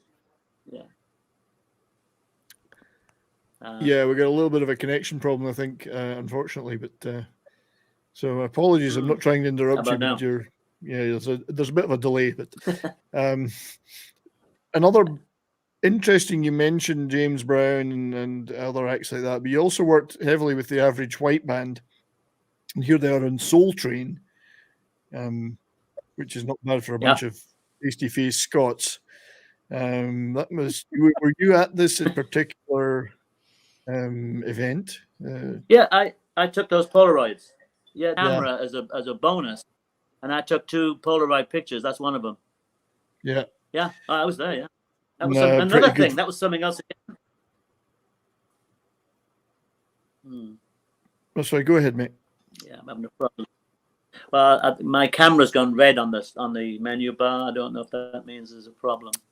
We can see you. I think there just must be some kind of Wi-Fi or connection problem where there's a little bit of a delay, but we can hear you okay, mate. We can hear you. Okay. Well, I was there. Yeah. You're going, well, how come we're here? This was 1976, and they'd done it once before with just Wilco. And yeah, we were it was groundbreaking. Another one of these things where we were accepted. There was no problems at all at the gigs as well. But people didn't know a lot of the gigs we would do because it was mainly radio airplay. A lot of the people didn't realize the band was white. Didn't even know, to this day, didn't know they were Scottish. They figured they were from Philadelphia. So, yeah, and when they start talking, people are like, what the fuck? Yeah, there's a great clip I showed on Wilco's show on Monday of them at the Warner Brothers 40th thing, and Hamish Stewart's in a kilt as they're playing Pick Up the Pieces. It's kind of neat. Yeah. Which I think you did that. Did you do the Warner's? Sorry, the Atlantic 40th. Atlantic. No, I didn't. You did the they Warner didn't need Brothers. a crew for that. It was just I did the Warner Brothers, six bands. Yeah. So the Atlantic thing was a weird period. The band had broken up, and there was a little bit. They reformed. There was a little bit of tension and stuff. But they did it. Atlantic Records was great. But they didn't need a whole crew. It was all provided. Yeah, I was getting mixed up with the Warner Brothers music show '74, which you did, which was the Doobies, Montrose, bands like that, Little Feet. Yeah. Little Feet. Quite a rare thing by then for a package tour by a record company to go over to Europe and do that. They'd kind of stopped doing these things, but this one was quite big. Yeah, I mean, they must have had some back in them. The record company saw something in it, and it was quite a big deal. Certainly in advance on those 10 years before, the Yardbirds and Manfred Mann was nothing like this. Yeah, and some of these are great acts. I mean, I love Montrose and Sammy Hagar and the Doobie Brothers, Little Feet. Love these bands, so that must have been quite special as well. Yep. I remember Ronnie Montrose had the theremin. Remember that? Yeah. It was like a device that you put your hand on. He had one of them. As famously used on Good Vibrations by the Beach Boys, of course. Yeah. There we go. Yeah. So that's another one of those things. I just was leaving the house and somebody shouted out the window, "What are you doing tomorrow?" I said, "I'm free." He says, "Be at the Rainbow at 3:00." I said, "What will you be doing?" You'll find out when you get there. So I went there, and the bloke said, "Here's $100. Here's $100. Get what you need. You're going to be doing 3 weeks in Europe." I said, "What am I doing?" He goes, "Equipment." All right. Whatever that means. So I got some gaffer tape and some odds and ends and a little toolkit, and I was there providing all the back line again for for all the bands. Yeah, the Rainbow is another famous London venue for gigs. You've got bands like Queen used to play there. Yeah. I guess, did you ever encounter Queen on your travels? Yeah, I mean, not when they were successful. I saw one of their very first ever gigs at a gig near the Albert Hall about 1969, and I didn't like them at all. It wasn't my cup. I was into Jeff Beck, blues guitar, and grungy they would be stuff. called Smile then. So for me, they were pretentious, but yeah, I mean, they were a phenomenon in the end. They were fantastic. I didn't know them at all, but a great band, but it wasn't my cup of tea. No, I think then they were still called Smile. I was in the Gnidrolog, Gnidrolog, prog. Well, Queen became quite proggy in their first 2 or 3 albums. Yeah, they got a little proggy. Oh yeah. Now you've worked with a ton of great artists, and we talked about a lot of those on my channel on the Monday show that you did. It's Only Talk and Roll show, and I urge everyone to go check that replay of that out. Well, we didn't get to talk about a couple of interesting acts you worked with in later times. I say later times, getting into the late 80s, early 90s. And one of those, interestingly enough, was, hang on while I get this on the stream, was Bette Midler. Oh, wow. Yeah. So There you go. 1983, I think you worked with Bette Yeah. Midler. I mean, I guess I'm not sure whether it was the D2 tour or which tour it was, but Yeah, bit Detour. different. Detour, the Detour tour. I think I've got a couple of clips of that, and she was kind of at the time.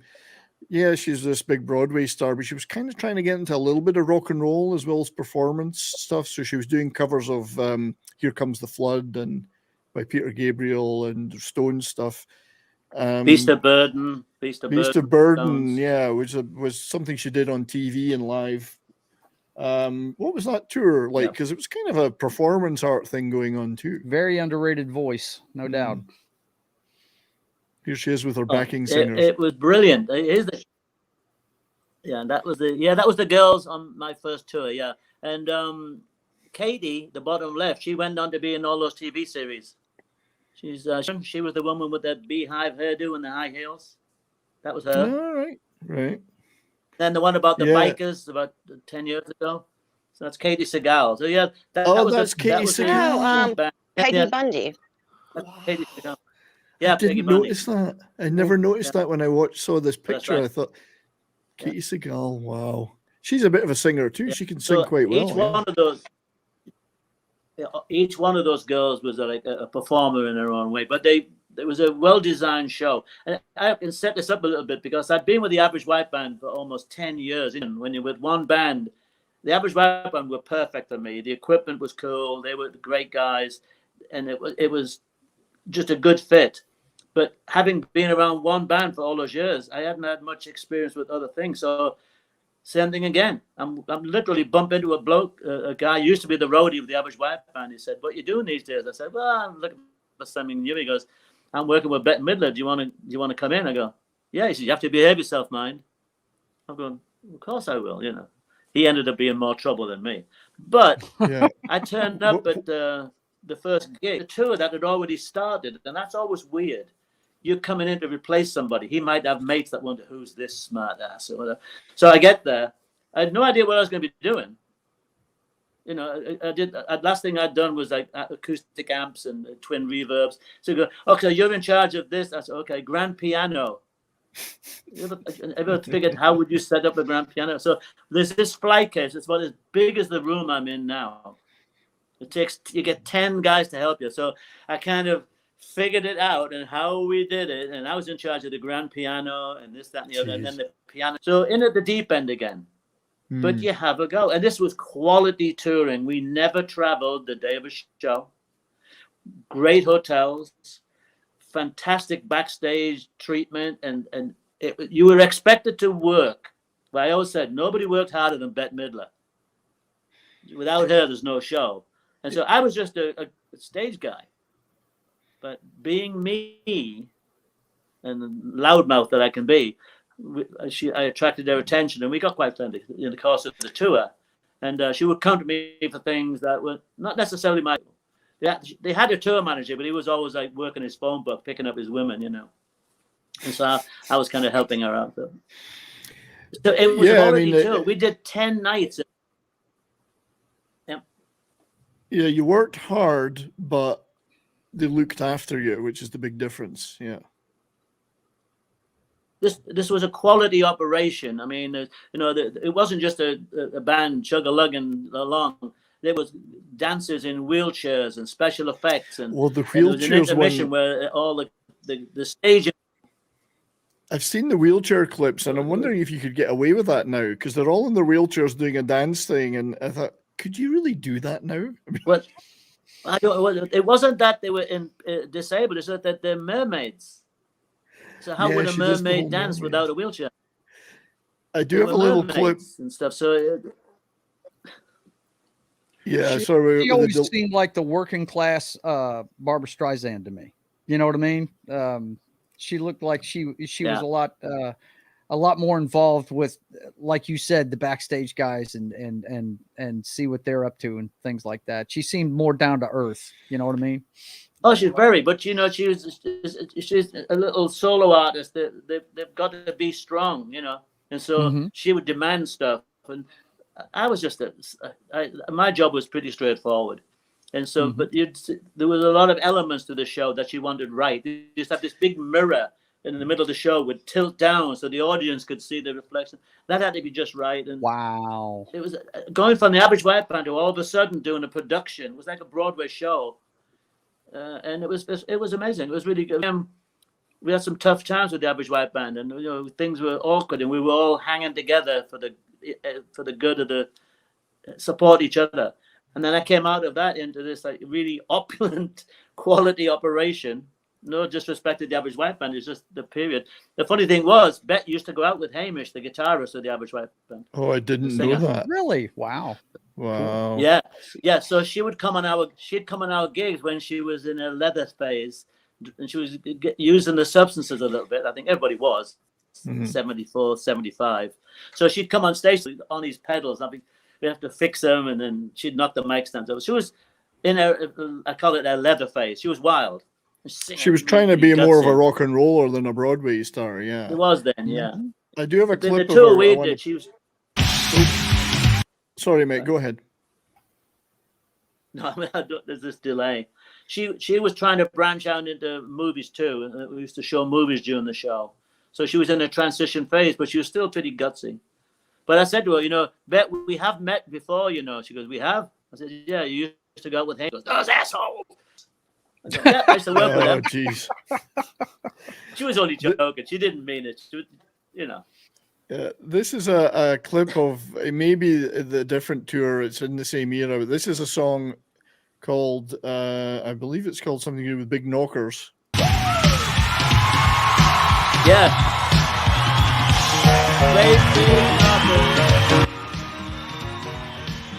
Yeah. But if I could just flip forward a bit. Something about great. That's our show. That's your show, yeah. But this is great because they bring on they actually bring on the knockers. And then the big knockers come on. You made me knock my camera over. You made me knock my camera over with that one. Man. I love this clip. So that was the same tour, yeah? Yeah. Look at the colors. Look how colorful that is. Yeah. But yeah, that's it's great. A combination of rock and roll, Broadway, and performance art. But it was very colorful. See all the angles and the colors. It was very well put together. So that was the same tour, yeah? I want to say that they clipped that tour of the movie Beaches or something, or they refer to it. Oh, maybe, yeah. Well, they made a home box office.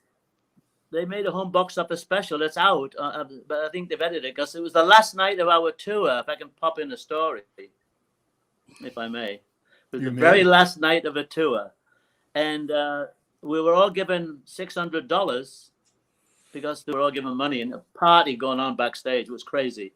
So at the end of the tours and some of the shows, she'd do a roll call of all the band and the crew. And she'd all pretend to forget me. She goes, that's everybody, isn't it? And they go, no, you forgot Granny. You go, who? Granny. And I'd be stood in the wings like. So this particular night she did it. And I came pirouetting on stage. It looked like I was naked, but I had on a pair of flesh-colored Speedos. And I was high as a kite. And I come on pirouetting like a ballet dancer. And I pirouetted. There's only one star on this stage, asshole. Get out of it. It's freaking great. I love it. And I think they edited that out of the home box office special. I think they clipped that out. It sounds like you got on very well with her, though. Yeah, she lived in LA as well as New York. She had a house in Coldwater Canyon. I'd get a phone call. Better microphones. I said, okay, I just get paid. I always pretend it was a hassle. Yeah, okay. I'd go to a house and I'd fix that stereo. And she was great. I love her. Nice. I just wanted to give a shout out to Christopher Moonlight, who used to be the host of this show. Hi, Christopher. And Christopher's mother is the wonderful Mary Cooper, who is, I think Granny, Mary. Yeah. Wilco knows her more than me, but yeah, that's how we connected, I think. Yeah, and that's right. So that's how I got in touch Yeah. with you guys, is through Mary. She's a wonderful lady, and we're hoping to get her on a show or two soon, because she has a lot of memories as well of the business in those days. Yeah. But yeah, Bedler was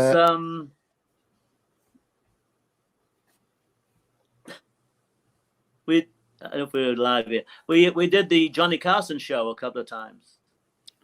You know, Johnny Carson loved Bette Midler. I think he gave her like a first TV thing. They had a special.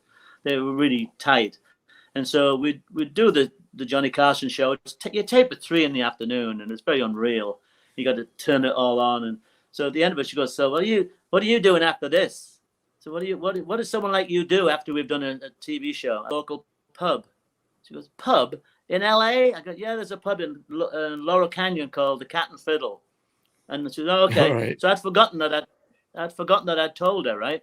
So I'm in the Cat and Fiddle having a pint, and someone says, "Oh, there's a phone call for you." I said, "For me? Who?" Hey, it was her. She goes, "Hey, is it Granny?" She goes, "Yeah, what you doing?" I said, "Well, I was enjoying a pint, but now I'm having to take this phone call." She goes, "You asshole." She goes, "Do you want to have dinner?" So I said, "Well, yeah, are you paying?" She goes, "What do you think?"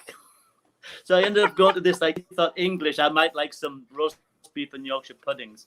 And there was a restaurant on Sunset Boulevard. So we went to, I think she liked somebody else to take the spotlight off her a little bit. I think she enjoyed, because I'm a little bit quirky. And I think she liked having to sit back and laugh at somebody else. And so in that respect, if I bumped into her now, I think she'd remember me. So, you know, I haven't seen her for a long time. Yeah, but I think that's what it was. She just enjoyed having a little break. So you mentioned the strip there. You must have a lot of experiences and memories of that wonderful Sunset Strip, especially in the 80s and 90s. Some good, some bad. Yeah, I almost got killed on the Sunset Strip, protecting somebody. Very bad.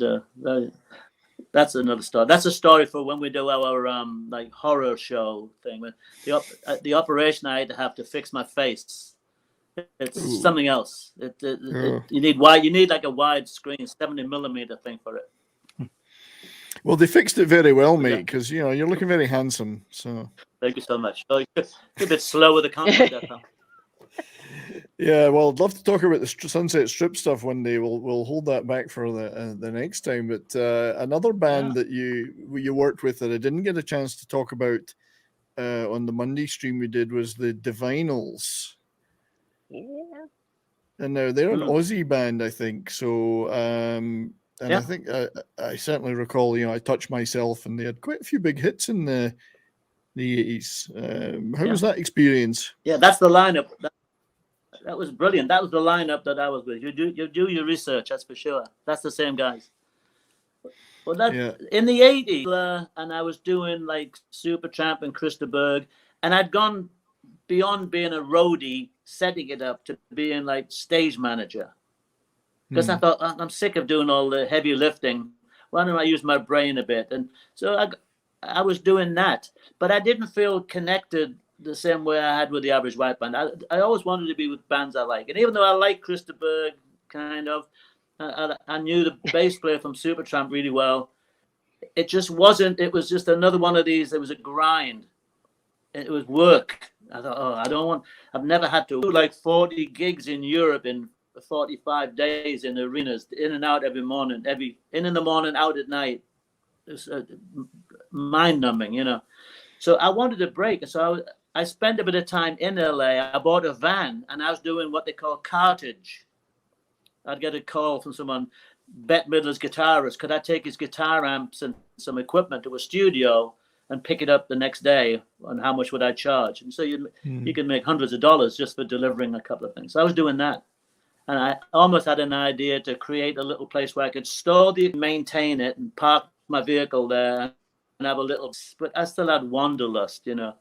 So one day I got a phone call from Supertramp's production company, said, "You still got your van? Can you come and pick up some equipment? We have a band, need to rehearse in Hollywood." So I drove out, picked it all up.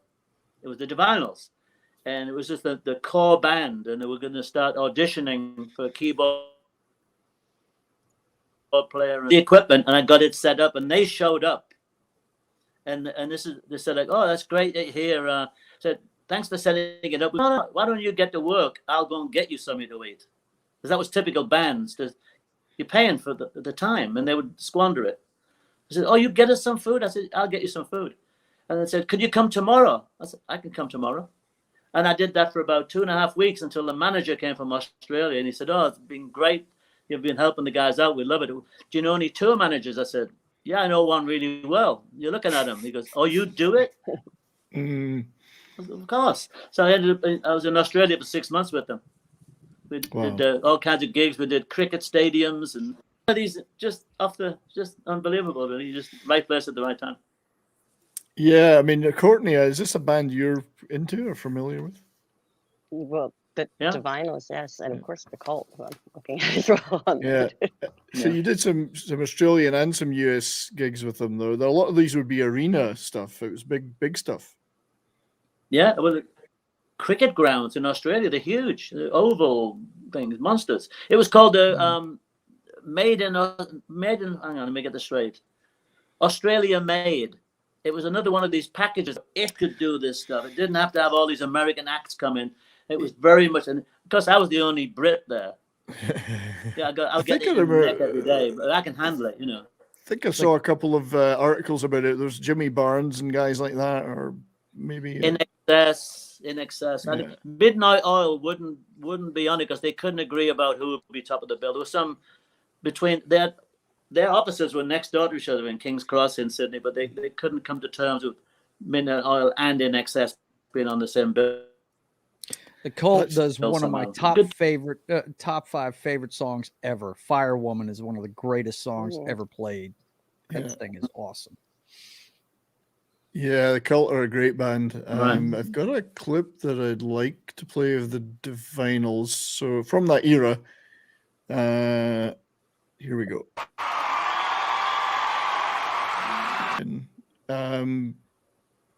Had you had a lot of Australian tour? I think you went to Australia with Steel Eye Span, and the Average White Band. So you'd had done a few Australian tours before. Oh, I've been there a lot of times. Yeah, lots of times. Probably about at least 10. At least 10 times. Yeah. Typically, would bands take their own gear or just hire a bunch of stuff down there? Well, I think people like Pink Floyd took everything. Mega budgets and stuff. I mean, on the circumstances, I mean, at the beginning, you had to take stuff because there wasn't the production in England and the States hadn't made it down there yet. But eventually they had just as good equipment, I'm sure. But, you know, bands have their own comfort levels. Some guys have to have the same monitors and must have this. Every band's a little different. So the Divinyls weren't like a mega band, and we were part of this tour, so it was all provided anyway. And they've got a very good, like workers' clubs. They're quite well set up, and the equipment's usually good. But being the Brit, I have another look out the back of my brain. We did a gig in one of these New South Wales somewhere, and now being a Brit, you get called names by the Aussies. They don't. What the hell are you doing taking care of our band? Pommies. Yeah. Pommy bastard. Yeah. I rented a car once, and when I picked it up, the license plate was POM 345. I think it wasn't an accident. Pom. That's because the Pompey was the name of the port where we sent the convicts from England for stealing loaves of bread. We sent them to Australia. That's how Australia began. So there's a little bit of a love-hate thing with the Brits. I said, I'm not a whinging Pom. Yeah, I think it began that way, but it continued that way for quite a long time. Probably still to this day. I mean, it's where the. Yeah. Right. But I can handle that. I've got a good sense of humor. I've got a thick skin, and I took it in the way it was meant, you know. But we did this one gig with the Divinyls where the crew would go down with the back line, and I'd come down with Mark and Chrissy. And so we get to this one place, and the security guy was being a complete a-hole. He goes, let's see some credentials. I go, this is the Divinyls. They're playing tonight. What's the problem? I need to see some passes. Anyway, made a big, ugly scene about it, and take the key, go back to the hotel. I guess we was going to cancel the show. The security guy's like, ugh. So anyway, there's a bit of bad blood. And in the end, the promoter said, what's going on? I explained the situation. I said, look, there's no need for this kind of treatment. You know, these guys are the fucking artists. Let's just show them some respect. How about if I can talk them into coming back, maybe we'll do the show. I was trying to be a bit pushy, you know. So anyway, so we managed to get an apology of sorts from the security guy. So we did the gig, and I was picking up cash that night. I think next day was per diem day. So every fucker in that building knew I was getting cash. Bastard, what the fuck? So there was a little element of like, So we were staying in this motel, kind of a Western-style motel, just on the outskirts of Tamworth, I think it was. It was like a hitching rail outside the front. It was like meant to be Wild Westish. So I pull up, and I'm very conscious, like I've got all this money on me, and these two cars come in the parking lot with the lights out, one on either side of me. I'm like, fuck, they've come to get me. Right? The English guy with all the money. So I went into my room, and I smashed up the furniture, and I'm ready to like take a few out with me. Turns out it was our guys pulled up alongside, and they were just winding me up. But I was so like wound up, I was ready to kill somebody. Cash, even dealing with cash, even then, that's crazy. Dude, yeah. Yeah, I mean, dangerous. Everybody knew I had all that money. I was ready to take a few out. I'd have gone down, taken a few with me, you know. You needed Wilco with you. The fuckers wound up. He needed an armored truck. Oh, yeah, I just said. Wilco just punch them all out. Yeah, but sometimes you need cash. You have to have cash to pay stuff, per diem and stuff. There's a reason why when you're dealing with cash, you don't drive nice cars and stuff like that, because they will get messed up, man. I mean, I experienced that as a bartender. Right. You know, got my car keyed all the time and stuff.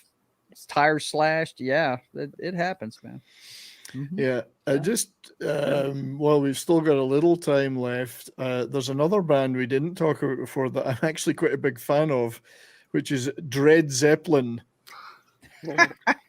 You worked with Dread Zeppelin. That must have been a lot of fun. Right up my alley. It was right up my alley. I did the Divinals, and they were great fun. That was an experience. I came back, and I got involved with another guy that was like a bit of a hustler, and I became his production manager. So I was like available. He said, "I got this band a gig at the Whiskey A Go-Go. Can you take care of it?" Oof. And I just knew what to do. I'd call people, I'd get it all set. But it became a bit anonymous. And then I was doing stuff. I did that tour with Colin Verncamp, Black. Oh, Black. It was all a bit anonymous. I enjoyed it. Poor bugger passed away. Accident. But we did a tour. He got this opening spot with Eurythmics. It was either him or the Underworld. Anyway, I was with a band, and we started on one side of Canada and doing hockey arenas. You do the show, take a shower, get in your bunk in the bus, and wake up underground at the next gig. And you did that for a week. Going across, you saw nothing. And so I thought I wanted to be doing something different. So I was getting a little bit cheesed up with being. I thought I don't want to just do this just because this is what I do and there's nothing else. I always wanted to have. And this guy Charlie finally came up. He said, "I got this band Dread Zeppelin." And I thought, stupid. Who wants to work with that? In the end, it was next to the Average White Band, the best band for me. They were fantastic musicians. Well, fantastic show. You can't imagine people's reaction to like a Stairway to Heaven reggae style with a fat Elvis. We had mosh pits. It was insane. Well, I've got a little bit of them. We went all over the world. This is Heartbreak Hotel. Heartbreaker Hotel. Elvis meets Led Zeppelin. Too much, man. They're great. I love this band. I've been many times out of my gourd listening to these bands. This band.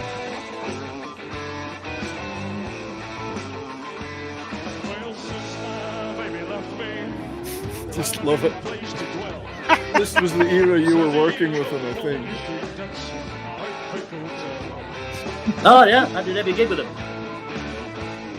If you've never How have I never heard of them? Oh, you've never heard of Dread Zeppelin? They are one of the best. And they worked with guys like Stuart Adams in The Big Country. And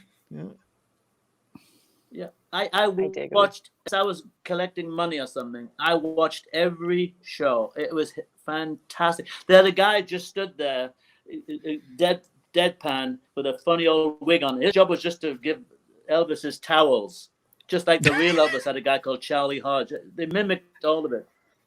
It was brilliant. And we went all over the world with it. Fantastic. Yeah, they do this fantastic version of Your Time Is Gonna Come, really deep dub reggae version of it. I love that. It's really good. So they were the innovators of mashups, maybe? Yeah. Well, they are kind of mashup. Yeah, they did a lot of mashups. Mm-hmm. Yeah. Very clever. Yeah. But they were all from Pasadena. Yeah, they were they were all from Pasadena, and they were all very keen.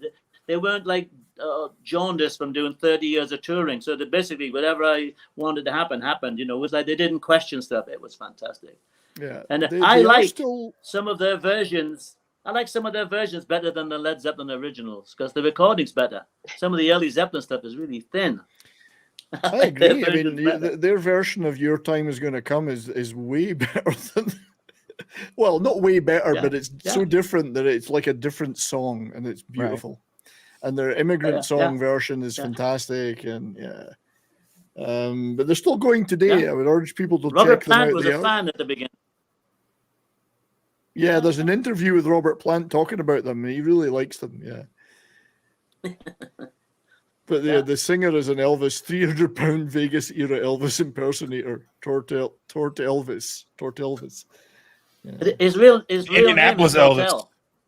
Yeah, that's right. Yeah. Tort Elvis. Yeah, but just even the name Dread Zeppelin, you know, it's just because where I live is the last gig he ever played. Oh. Yeah. Yeah, the real deal, the real man. You know Yeah, what's Elvis, really bizarre? he played here for the last time, yeah. Okay. When we had days off, the singer didn't wear the outfit during the day, obviously. We'd go and do radio station interviews, and he would do the personality, but he wouldn't have all the fake sideburns there. But we went to Graceland, and he got recognized, and people were asking him for his autograph at Graceland. Wow. This is bizarre. That's awesome. I'm an Elvis impersonator, and people are asking me for my autograph at Graceland. It was bizarre. I'm sure Brian knows this, but Elvis actually got his start right here in Shreveport at the Hayride. Right, sure. On KWK. Louisiana Hayride. Yep. Mm-hmm. So anyway, we're reaching the end of the show, unfortunately, and there's so much great stuff that we haven't got to, but we'll get to it next time. So I'd like to just thank everyone out there on YouTube and KGRA Digital Broadcasting for being here today, for listening to us, for being in the chats. Thank you all very, very much indeed. I'd like to thank my lovely friends in my panel here. Joe, Dustin, John, Courtney, Martine. Please subscribe to all of these wonderful people. Go check them out on YouTube and wherever and subscribe to them. Keto Simple, it's Dustin's channel. Joe's Atmosphere, Das Wolfen. It's Courtney's Fellowship of Oddballs. Please subscribe to all these guys. But most of all, I would like to thank our magnificent guest today, who's suffering from British Wi-Fi. Love it. Alan Granny Grange. Alan, thank you again, sir. It's been a pleasure. Any final words for the troops? Just have fun and never look at it as work. If you're doing something you like, it's not work. Yeah, absolutely. All the things you guys are doing, it's got to be a joy. We do because we love it. And so please, everybody, check out the Rock and Roll Rowdies channel on YouTube. And I think you guys are on Instagram too. I'm not on Instagram. So they're on Facebook as well. Facebook make sure you go follow their page on Facebook. Yep. They're entertaining. Yes. Yeah, I think big things coming from them. Looking forward to it. We're sort of blundering our way along. We don't have it technically together as much as you guys do, but we're trying. We're flying by the seat of our pants too, buddy. Just like you were back in the day. We make it up too. But yeah, check those guys out. Just wanted to say that next Monday on It's Only Talk and Roll on That 70s Rock Fan, Mal, who's been on this show, but it's the first time he's been on Monday on my show, on my channel.